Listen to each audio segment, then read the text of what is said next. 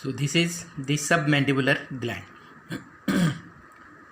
The submandibular gland, it is one of the three pairs of the salivary gland, and it is the large salivary gland about the size of the walnut, and it should be located below and partly deep to that the posterior half of the mandible. So here you can see that is the mandible. So it should be some part that should be present below to that the mandible, and some part that should be present deep to that the posterior half of the mandible.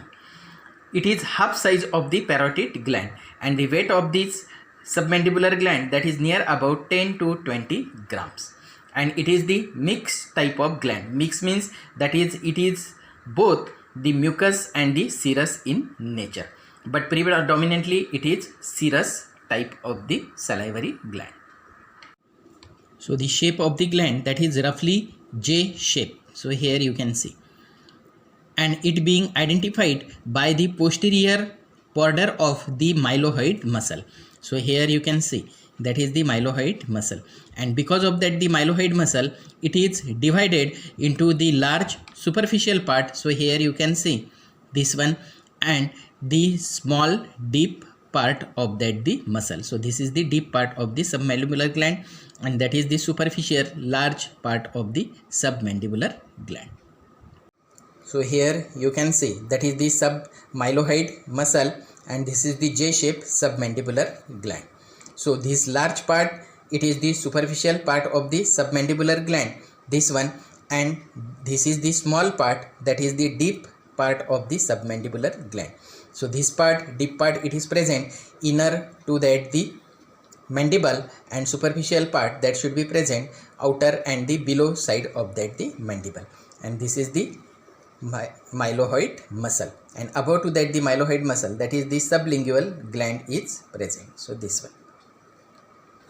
After then, let's see the capsule of the superficial part. So the superficial part is partially encloses between the two layers of investing layer of the deep cervical fascia. After then, let's see that is the deep part of the submandibular gland. So deep part, this one, it is the small part, and it lies on the hyoglossus muscle. So here you can see this one, that is the hyoglossus muscle, and posteriorly it is continuous with the superficial part around the posterior border of the mylohyoid. So here that is the mylohyoid muscle. So it starts from the posterior border, and anteriorly it extends up to that the sublingual salivary gland. So here sublingual salivary gland. So this one, anteriorly it extends. So that is the deep part of the submandibular gland. Then let's see that is the submandibular duct. The submandibular duct, it is thin, and it is about 5 centimeter long, and it emerges from the anterior end of the deep part of the gland. So here you can see, and it runs forwards and open in the floor of mouth on the summit of the sublingual papillae at the side of the frenulum of the tongue. So here in this diagram you can see that is the opening of the submandibular gland. This is the opening of the duct at the summit of here, that is the frenulum should be present centrally, and both lateral side at the base of the frenulum of the tongue on the inferior surface of the tongue, that is the both side submandibular duct, it should be open. Then let's see that is the blood supply of the submandibular gland. Submandibular gland, it is supplied by the sublingual and the submental artery, which is the branch of the facial artery. So this one. Then the venous drainage, so it should be drained into the common facial and the lingual vein. Then the lymphatic drainage, that is the lymph passes to that the submandibular lymph nodes, and the nerve supply, so it is supplied by the submandibular ganglion. Submandibular ganglion, it gives the branches which convey the secretory motor fiber, the sensory fibers from the lingual nerve, and the vasomotor sympathetic fibers from the plexus on the facial artery.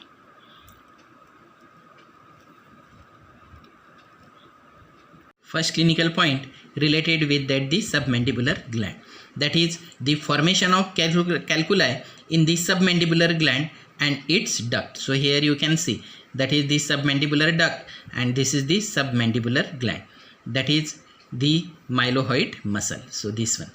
So the formation of calculi into that the submandibular gland and the duct, that is more common than the parotid gland and the duct.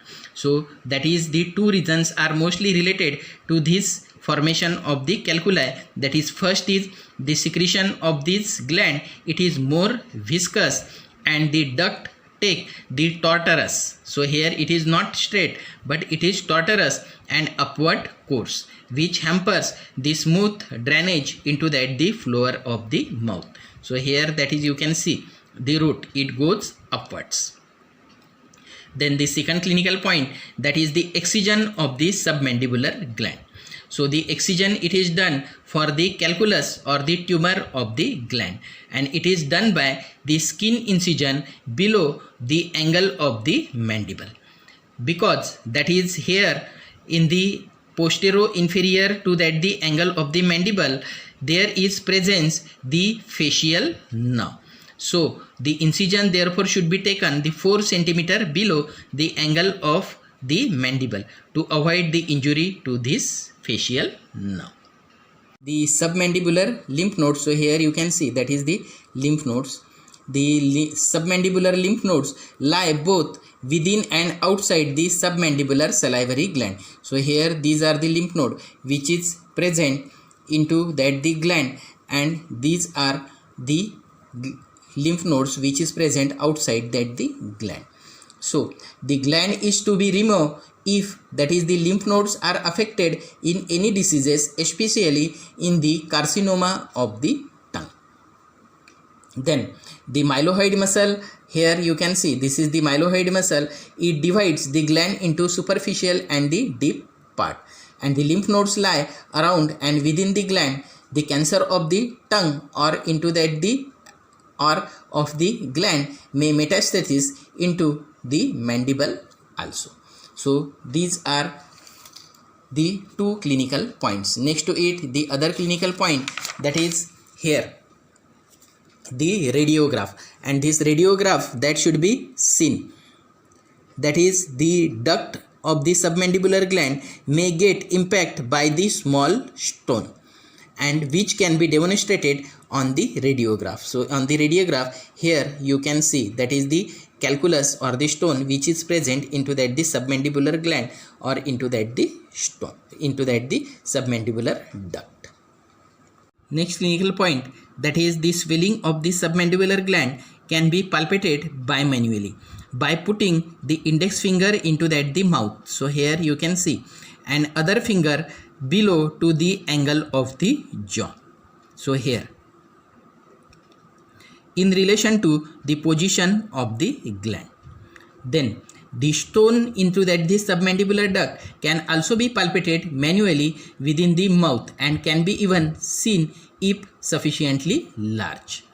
Then the stone of the submandibular gland can be removed from within the mouth by incising the mucous membrane, and the duct cover the stone. So these are the clinical points related with the submandibular gland. The next gland, that is the sublingual gland. So here you can see this is the sublingual gland, this is the mylohyoid muscle, and above to this, that is the sublingual gland is present. So it is the smallest of the 3 pairs of the large salivary glands, and it lies in the floor of the mouth between the mucous membrane and the mylohyoid muscle. So this is mylohyoid muscle, and inner to it, that is the mucous membrane.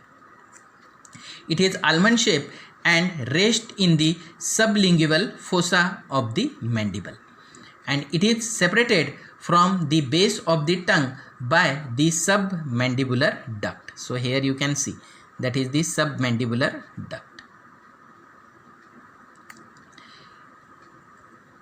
The sublingual gland, it is mostly mucus in nature, and the weight of this gland, that is near about 3 to 4 grams.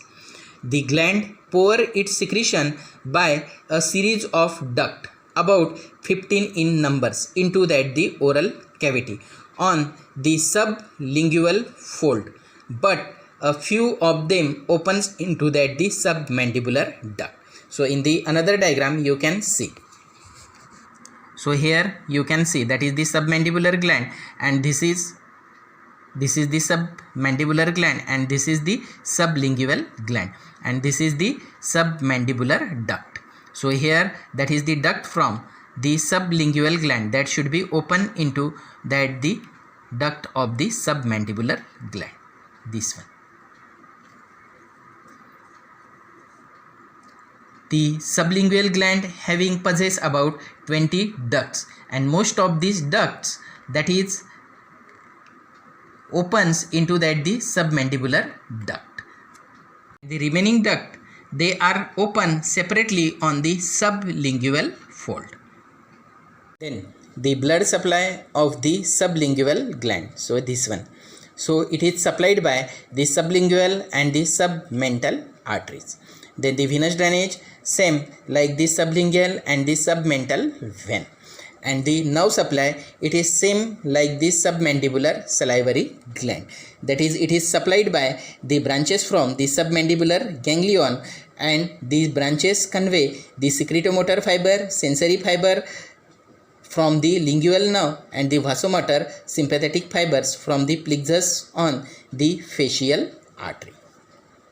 Then the lymphatic drainage. So the lymphatic from the sublingual gland drain into submental and the submandibular lymph nodes. Then the clinical or the applied anatomy. So the first clinical point related with that the sublingual gland, that is a ranula. It is a large mucus retention cyst into the floor of mouth arising from the sublingual salivary gland, this one. Sometimes it may be arises from the accessory salivary glands called the glands of Blandin and present in the floor of mouth. The swelling, it is soft bluish in color and transluminates. It looks like the belly of frog, and hence the name is given, that is called the ranula. So here that the floor of mouth, it should be seen a bluish swelling into this region. So that is the only one clinical point related with the sublingual gland.